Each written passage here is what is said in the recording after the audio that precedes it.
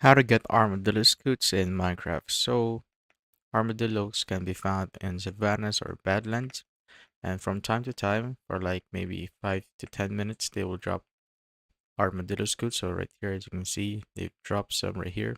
But if you want to farm it, what you need is a brush, and to craft a brush, you will just need a feather and a copper ingot and a stick. So, just go to your crafting table and put the feather on the top, your copper ingot on the middle, and the stick at the bottom right here, and you will get yourself a brush. So to use this, you simply need to equip your brush and right click on the armadillo, and it will automatically drop the armadillo scutes, and you could do this for a couple of times and your brush will be destroyed for like 4 tries. But that's how you basically farm the armadillo scutes right there. And that's how you basically get armadillo scutes in Minecraft.